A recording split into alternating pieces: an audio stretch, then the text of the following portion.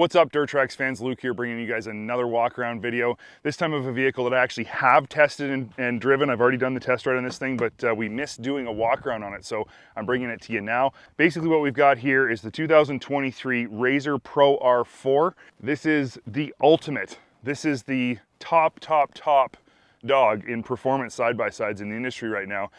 This is I said the ultimate, but this is actually the ultimate edition, which means that it has Dynamics DV. So basically there's the premium is the base model. Why you'd call premium the base model, I don't understand that, but premium, ultimate, then Troy Lee. And the difference between the premium and the ultimate, like we have, the only difference is live valve. So we'll talk more about this, or I guess Dynamics DV, live valve shocks, Dynamics DV, gotta get that right. So let's just start by talking a little bit about the chassis. Obviously this is the 4-seat version, so it is a mile long. Now what's interesting is the 2-seat version was already really long for a 2-seater, but when you add in that second row of seats, it gets even longer. I'm pretty sure this is the longest 4-seat side-by-side in the industry right now. I haven't checked all of them, but the wheelbase is ridiculous, and that's the right word for it. It is ridiculous. It has a decent enough turning radius given how long it actually is, but don't fool yourself into thinking that you're gonna be snaking in and out of trees, because you're not going in tight places with this thing. It's just simple as that. Now it's a 74-inch wide side-by-side, so it is the widest side-by-side in the industry right now. That's awesome. It is so stable. I love that about it. It's got 22 inches of front end and 24 inches of rear end travel. That's actual wheel travel, not what Polaris lists as usable wheel travel. I still haven't figured out what that means, and I just don't care. Actual wheel travel is what matters. It's what everybody else measures their travel by. So that's what we're gonna measure it on this one as well. That's what we're gonna talk about. So that's still really impressive travel numbers. There's nothing to be ashamed about there. Obviously you've got these massive A-arms up front. They are arched, and a ridiculously huge trailing arm rear suspension out here out back. One of the neat features of this vehicle, I think that they made obvious on the 2-seater that we have, but they haven't made it obvious on this, is that your toe link is actually running through the trailing arm. I think that's a really cool design feature. I'm not 100%, well, I know why they do it. They do it so that as the wheel goes through its travel, the toe doesn't change of the actual wheel itself. So having that triangulated the way they have geometrically makes more sense, works better. Out back, it is a 4-link system, so out back you've got your links back here, and they are massively beefy, obviously arched, and yeah, so there's a lot of stuff going on back here. Now one thing that when you have your toe link running from the front to the back the way they do through the trailing arm is you don't have a second link back here. Sometimes you have all 3 of your links here. They have another one sitting kind of here. You don't. So this is just very sparse back here, your drive shaft and your upper and lower links. So that's kind of cool. You can see on this model, if you just zoom in here a little bit, while they have done a bit of a job of trying to deflect crap off of the front wheels, if you run in gravel at all or any kind of like loose sand with rocks in it, your drive shaft, all of your links get like sanded like crazy. I wouldn't say this very often, but I honestly think if I owned this, I'd put a set of mud flaps, like wide ones on the front, because it just, everything gets sanded down. Even this is all just rock strikes all along here, and this thing's brand new. I've only ridden it for basically, I think 4 days we've had this out and varied terrain, but like this thing is like sanded. So anyway, something to think about. I'm gonna address a couple things right now, because if you watched our walk around on the 2-seater, or even the test ride on the 2-seater, we had a couple problems with that unit right out of the box. The first one was our one rear shock reservoir came loose on the top of the shock. It rotated around and rubbed on the sway bar link at the top and did some damage to the shock reservoir. This one we've had no problems with in that area. It's been tight, no issues. The other thing we had problems with on our 2-seater was the shift linkage screwed up on us. I have no confidence that this one is not going to do the same thing. Now, we had our 2-seater fixed and it has never given us a problem since, but this one has a shift linkage that feels like super mushy. It doesn't want to go into drive if you have any kind of pressure on it, and I'm worried about yanking on it because the last time I did that on the other one, it creased the line and then it wouldn't shift at all. So I really think Polaris needs to do something with the shift linkage on these Pro Rs, because it's not confidence inspiring, and if you do bend it, get it messed up like we did, you're basically out of luck shifting. which brings me to another point that's important because those two things are connected. This vehicle has a start interlock. It will not start unless it's in park.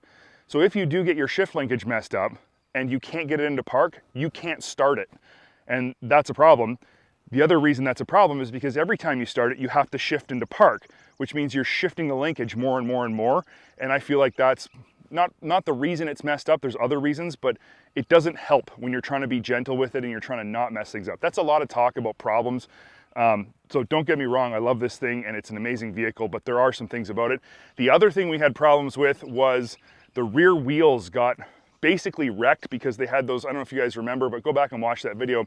They had little metal deflectors inside the wheels that were designed to kind of keep mud and stuff from building up inside the rim. So they were maybe a centimeter away from the edge of the rim, bolted onto the bottom of the hub, and they just kind of were supposed to scrape mud from the inside of the rim as it rotated. What happened was rocks got caught in those and then ground away at the rim to the point where we actually had a rim fail. So we took them off of that vehicle, problem solved. We took them off of this vehicle before we even drove it, haven't had a problem with that. So that was an easy solution. Unless you're gonna run in crazy mud or if you're just running in sand where there's no rocks, I'd say take those off right away because they're not gonna do you any favors if you run in gravel or any kind of rocky terrain. So moving along here, obviously, again, 4-seater. This one has just the regular fenders on it. Our 2-seater, we put wide fenders. It doesn't matter whether you put wide fenders or short fenders. Because this wheel sticks out so far outside the body of the vehicle, you're gonna get roosted. You're just constantly getting roosted with mud. We put on our 2-seater the door finisher, bottom finisher part in here. Didn't help at all. I still got covered in mud. So just something to think about. You know, if you want to stay clean, the only way to do it is to put some sort of full upper door on here. It's the only way. Otherwise, you're going to get muddy. Again, I wonder if you could like have a mud flap, maybe. I don't know. Anyway, something to think about. Cool design features. I think this thing looks really, really great. I think it's an awesome looking side-by-side. It looks tough. It looks mean. It should, because it's expensive. You've got projector headlights, LEDs with accent lighting here in the headlights. It looks really cool. This is also an accent strip along here. It gives the vehicle a really tough, mean look from the front when the lights are on. This pod up here, this is actually not just for looks. This has intakes for your CVT and your engine right in here. So you've got extra cooling coming from this pod all the way to the back to where the CVT is. So it's something to think about. It actually adds, what do they say, like 30% more cooling to your CVT because of this extra vent. This isn't the only vent. There's another one at the back as well, but they cool the CVT extra, which is a great idea because you have 225 horsepower on tap here with this great big 4-cylinder 2-liter engine, naturally aspirated. This thing is an absolute animal. There's no way to state it any different way. That's it. It is an animal to drive.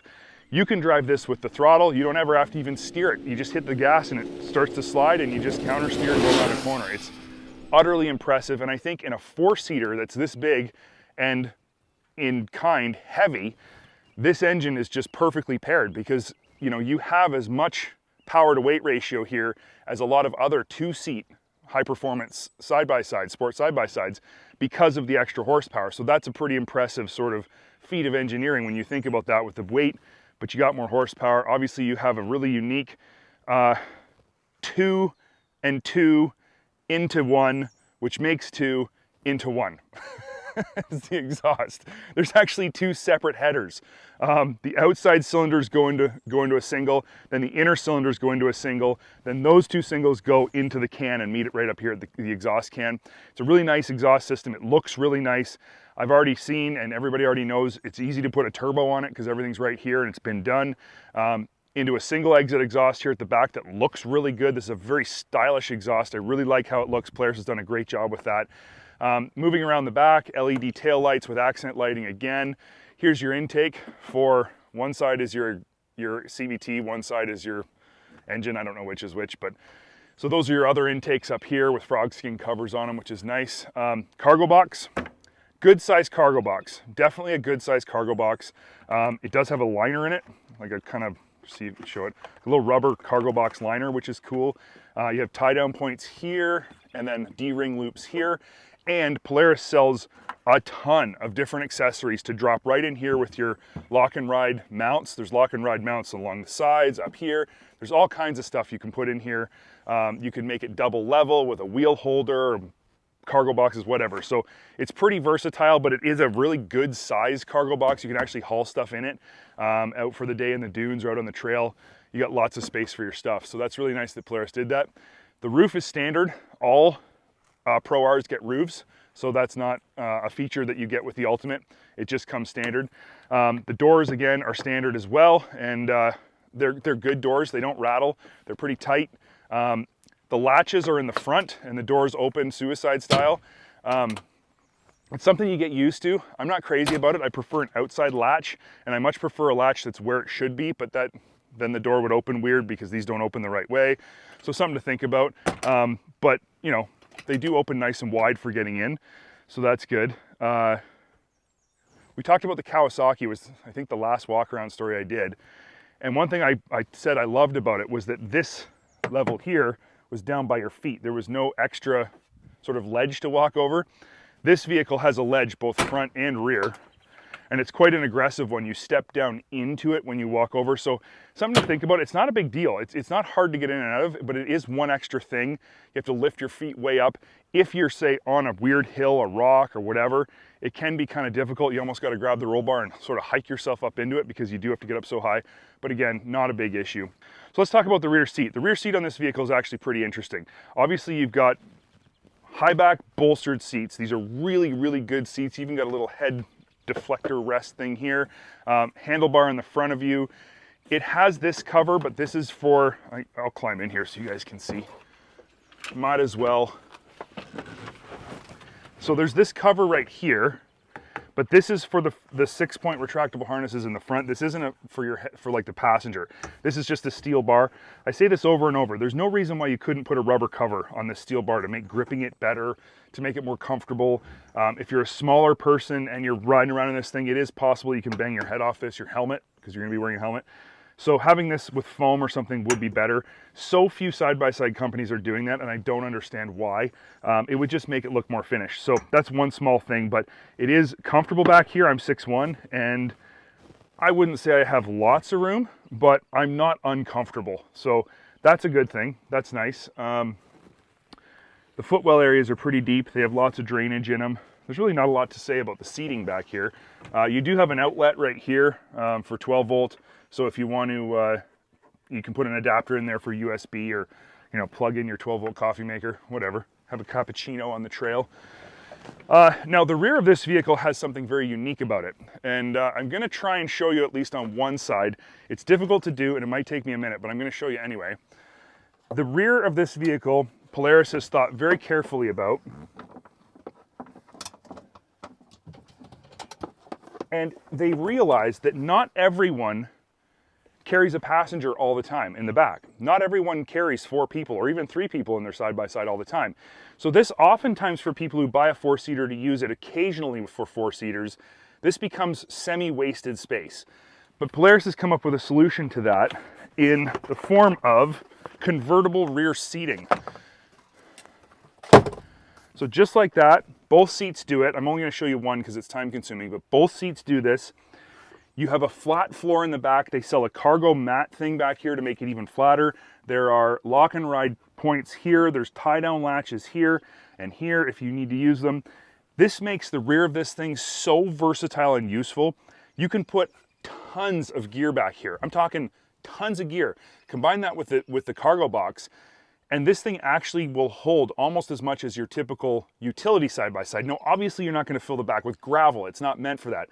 But if it's just you and the wife going out for a camping trip or going out for a couple-day ride or whatever, you can store everything you could possibly need for 4 or 5 days out on the trail right in here, no problem. And it's protected. It's kept out of the elements. The doors are going to protect it. It's not hanging out the back. It's such a great way of doing things. Let's say you've got a dog, a big dog, and you need some space for the dog or whatever. There's tons of space back here.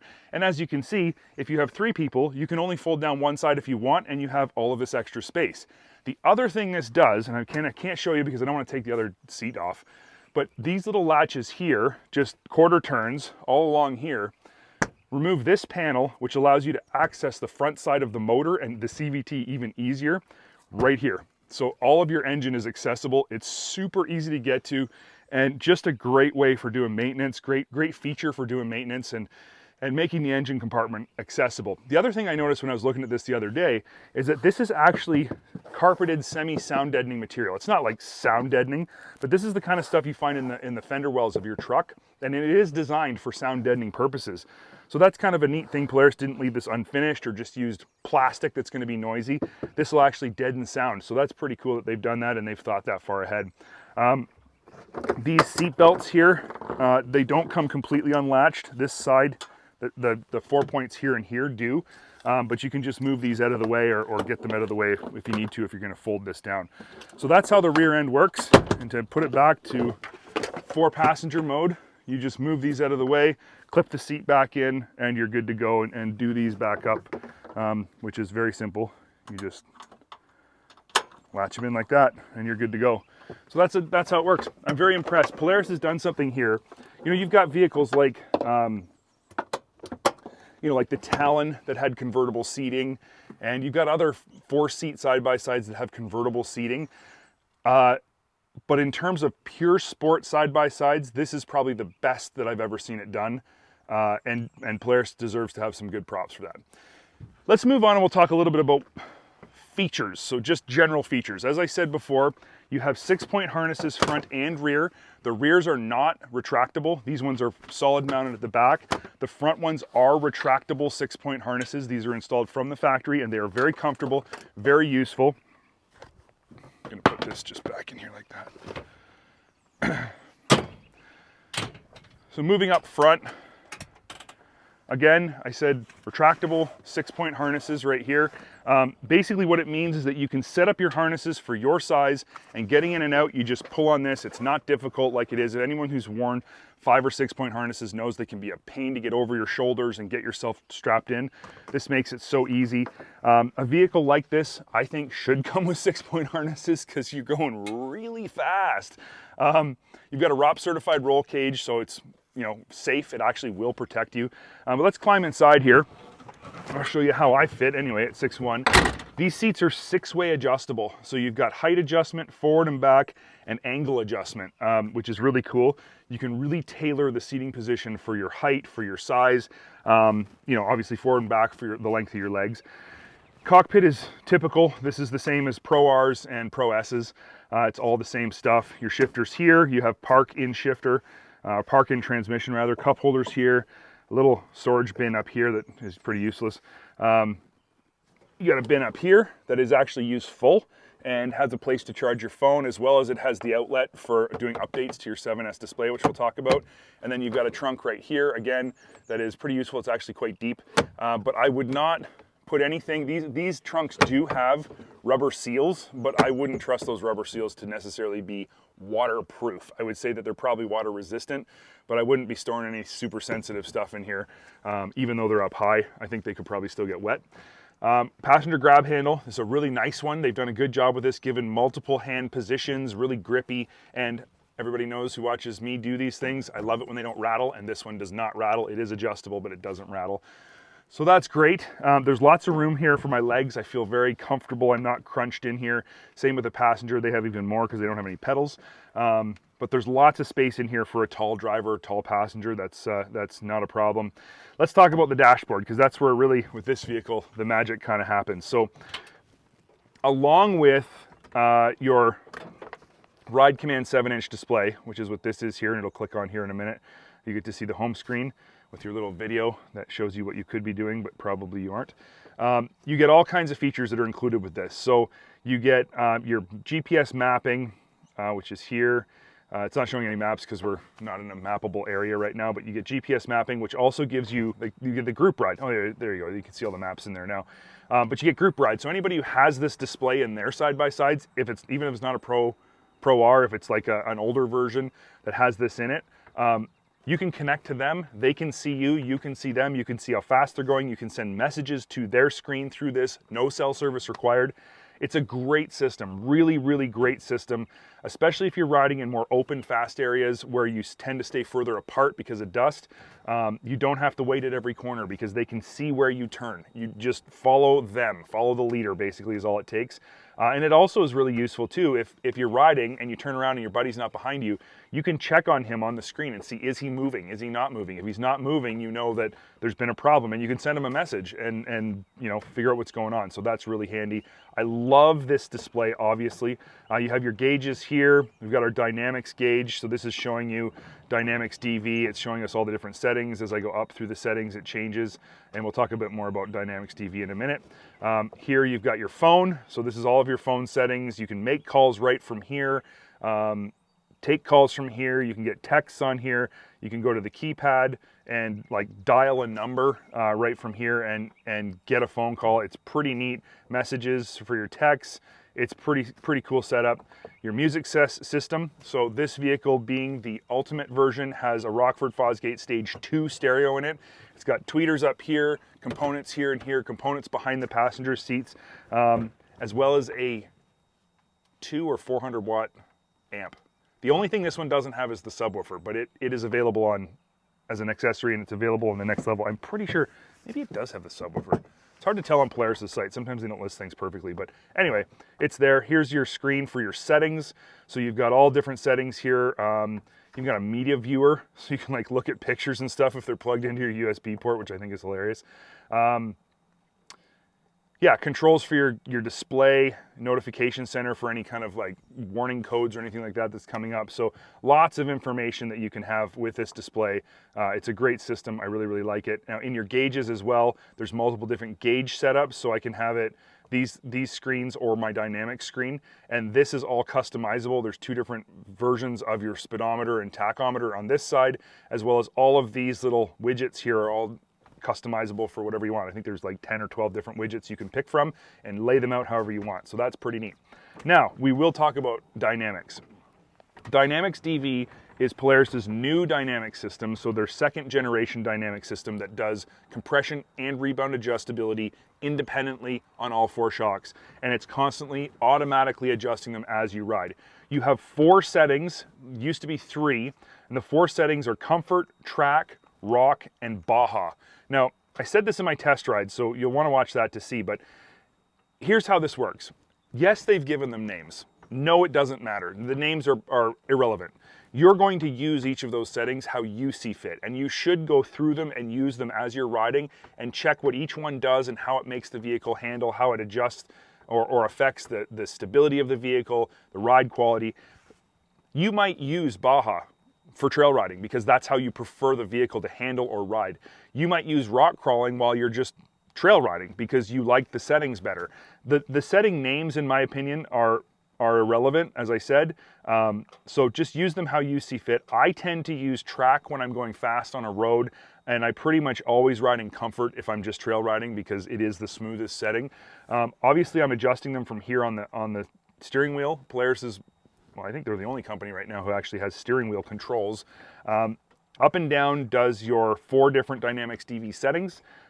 This is the oh crap button, and when you push it, we'll go to the dynamic screen and you can see how it works. So when I push this button, if you watch the screen, it puts compression to full firm for, I think it's 3 seconds. And if I hold it, I can hold it as long as I want, and it will keep compression at full firm as long as I hold this button down. So what that does is it allows you to ride in comfort, where it's the smoothest, softest ride. But if you see a huge crater, or if you're coming up and there's a washout or some crazy thing coming up, you literally, as you're riding, just push this button, full compression, bam, I hit that bump. It absorbs the bump better and doesn't kill me, and then boom, I'm back to comfort again immediately afterwards. So it's a really cool system. Polaris has done a great job with that, and it's one of those things that once you have it and you start using it, you can never be without it. So yeah, you'll get used to it and you'll love it just like I do. So continuing on with the steering wheel here with the controls, on this side I've got volume, play, pause. I can take calls from here, and then this little button with the Polaris logo on it. It allows me to custom label that button to do a bunch of different things. Usually it'll just take you to a different screen on the main screen of your gauge, but yeah, so that's what that does. But it's all nicely integrated into the steering wheel, and it all is very useful. I really like it and how it works.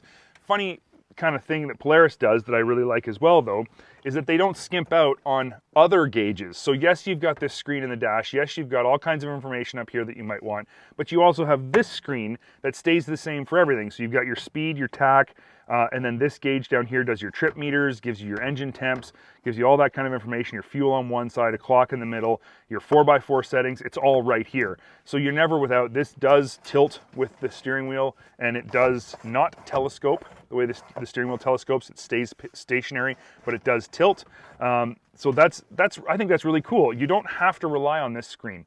And I don't like looking over to a center console to see what's going on with my engine, with my speed, whatever. I like to look straight ahead of me. So that's a really good feature. So you've got your light switch here, you got your 4x4 selector switch here, 3 modes, and then on the dashboard that you can't see right now, but on the dashboard right here above the shifter is your throttle modes. This is drive-by-wire. It's an invisible drive-by-wire, meaning that you can't tell it's drive-by-wire when you're driving it. It works amazing that way. But you have 3 settings. You have Sport, Rock, and Race. Now, in my experience, Sport is where you spend all of your time. Rock is great for situations where you want to go really smooth with the throttle, filter out all of those unnecessary throttle inputs with your foot, and just basically have a really mellow riding experience. It's actually really good if you got kids in the back, so it's not jerking their head as you're accelerating and slowing down. Race is a little bit more aggressive than Sport, definitely, but not to the point where I'm like, wow, this is totally different and I have to be in race if I want to go fast. It is more aggressive, but it's marginal in my opinion. So yeah, I spend most of my time in Sport, but you do have that option. That's basically the driver compartment here. And I guess the last thing I should talk about would be wheels and tires. This thing has 32-inch Rampage Fury, Maxxis Rampage Fury tires. These are a great all-around tire. They do pretty much everything well. They handle good on fast roads. They are decent in like slick, muddy conditions. They're good for trail riding. They're durable. They're obviously 32s. You can see the side lugs on them are massive, so you get wicked side bite.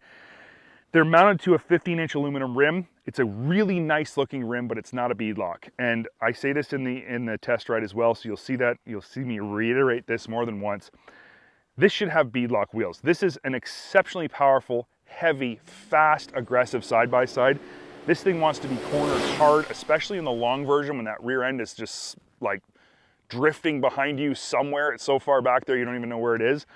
I just feel like this model should have beadlocks. Now, if you step up to the Troy Lee edition, it does have beadlocks. So I just feel like the Ultimate should have beadlocks as well. I think that was a miss on Polaris's part, and I think that needs to change. However, the tires are awesome, and I really, really like them. And I haven't had any problems with the beads coming off. I just see that if you were an aggressive rider in certain scenarios, you might. Now, the last point I'm going to make is something that I know you guys talk a lot about and complain about. There's a certain group of you who get upset about it for some unknown reason, is the price. Look, this is not a cheap side-by-side, okay? It's just not. The premium edition, the one below this, is still not a cheap side-by-side. The upcharge to go to Dynamics DV is a very expensive upgrade. The upgrade to go to the Troy Lee version is an even more expensive upgrade. You don't have to buy this side-by-side. This isn't the side-by-side Polaris built for everyone. They built this more to prove what could be done, to satisfy those guys who are absolutely bent on having the ultimate, highest end, maximum performance and technology in every gadget. That's who this is for. You should thank Polaris for doing this instead of complaining, because the stuff that you're finding on, say, the new RZR XP that's just been released, that came from this. A lot of those pieces of technology that make that vehicle better came from vehicles like this. It is called the trickle-down effect. It is a real thing, and we all benefit from it at every level of the purchasing spectrum. So you don't have to buy, I mean, in Canada, this is a $65,000 side-by-side. The Troy Lee edition is over 70 after you factor taxes in. That's insane, but you don't have to buy it. If you're a guy who wants to buy something to go out in the dunes, and you just don't want to buy a sand rail for $150,000, guess what? Polaris has got you covered. So there's all kinds of reasons why this vehicle exists, and there's all kinds of reasons why you shouldn't be upset that it exists, okay? So saying, oh, it's crazy where the industry has gone, it is, but it's also good. It's also good in its own way. Inflation is a thing. Obviously, even the cheapest vehicles are getting more expensive. There's nothing we can do about that. Bread is getting more expensive, so why would side-by-sides not? That's not something you can complain about to Polaris, but definitely complaining about a vehicle that's this full jam, this awesome. isn't going to do anybody any good. So let's just not hear that. Anyway, with that said, I am done. I hope you guys liked this video. I hope it was informative. I hope you learned something. If you did like it, make sure you click the like button. That lets us know that we're doing a good job, that we're doing something right, and that we should keep doing it. If you have any comments, definitely leave those comments. We try and read them as much as possible and respond to them as much as possible. If you haven't already, subscribe to the channel. That makes sure you don't miss anything. We are uploading new videos more than once a week. So there's always new content coming up, and I know you guys don't want to miss it. And if you're really bent on not missing it, as soon as it comes out, turn the bell on and you'll get notified as soon as we upload a new video immediately. So to end this segment once and for all, we're gonna have to hear it run.